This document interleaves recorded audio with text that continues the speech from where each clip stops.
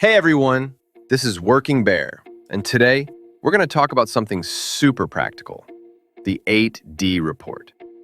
Now, just to be clear, I'm not a quality management guru or anything like that. I've just been around long enough, taken a few QC classes, written a few 8D reports myself, and reviewed plenty from suppliers while managing manufacturing vendors. So yeah, I've picked up a few lessons that I'd love to share with you. And of course, if you've got different opinions, hey, feel free to share them. I'd love to hear from you. All right, today, we're going to go through 5 important mindsets you should have before you start writing an 8D report. If you're looking for the step-by-step D1 to D8 process, you can hop over to my blog. Just type 8D report in the search box, and you'll find all the detailed posts there. Okay? Cool. Let's get started. 1. Use 5W1H to describe the problem clearly. Have you ever wondered how to tell a story that actually keeps people's attention? One trick is, tell it like a story. For example, remember the old Japanese folktale about Momotaro, or Peach Boy? Once upon a time, a woodcutter's wife was washing clothes by the river. She saw a giant peach floating downstream, picked it up, brought it home, and when she and her husband cut it open, out popped a baby boy. They named him Momotaro and raised him as their own. Cute story, right? But did you notice something? That short story actually includes all 6 elements of 5W1H. Let's break it down real quick. When? Once upon a time. Where? By the river. Who? The woodcutter and his wife. What? Found a big peach. Why? Wanted to eat it. Cut it open. How? Raise the boy that popped out. So when you're writing an 8D report, think the same way. Tell the story of your quality issue, using 5W1H. Who was involved, when and where it happened, what went wrong, why it happened, and how people responded. That's how you give readers a complete picture, not just fragments, and that prevents misunderstanding later on. So yeah, use 5W1H. Every single time you describe a problem. 2. Be honest. Don't lie in your 8D report. All right, next one, and this is a biggie. Never lie in an 8D report.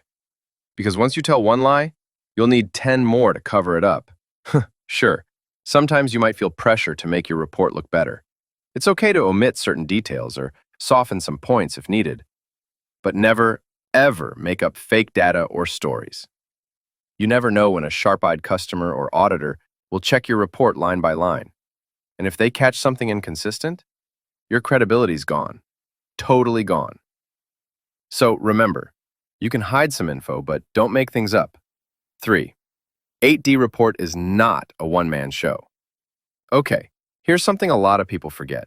An 8D report is a team project, not a solo mission. If one person could handle everything alone, we wouldn't even need 8D reports, right? In real life, you'll need help from lots of departments. QC to collect data, production for trial runs, test engineers for verification, process engineers for parameter adjustments, and even sales to get customer feedback. Everyone brings a piece of the puzzle, and when you work as a team, you don't just share the workload, you also get different perspectives. That helps you find the root cause faster, and your 8D report will be way more complete and convincing. So yeah, teamwork makes the 8D work. 4. Focus on the problem, not the person. Here's another important one. The goal of an 8D report is to solve problems, not to blame people. Don't write, operator A messed up. Instead write, the process control or inspection step failed to prevent the error. We're not here to punish someone. We're here to fix the system so the same mistake doesn't happen again. So focus on the process, not the person. 5. Let the data do the talking. Now, the 5th mindset, and honestly, one of the most powerful ones. Let data do the talking. An 8D report should be logical, objective, and data-driven. So instead of writing, we occasionally had defects, say something like, between September 10th and 12th, 2025, lot number ABC123 had a solder defect, rate of 5%, while the normal rate should be below 0.5%. See how much clearer that is? Numbers don't lie. They make your case stronger and help everyone see the real situation. But yeah, sometimes you can't get exact numbers, right? In that case, use indirect or proxy data.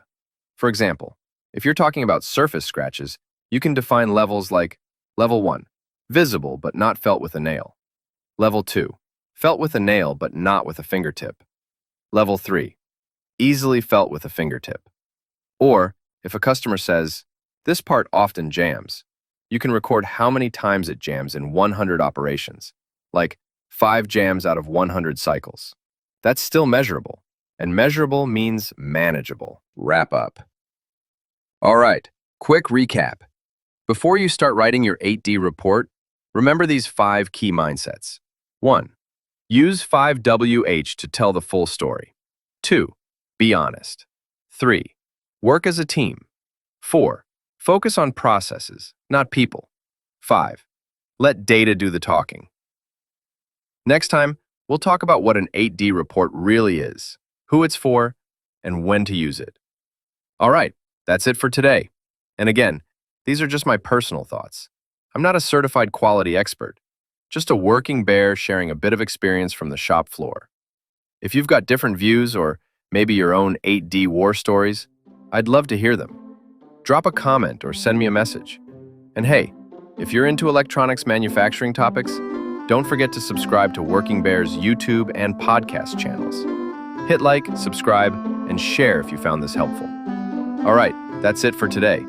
Thanks for tuning in, and I'll catch you in the next one. Bye-bye.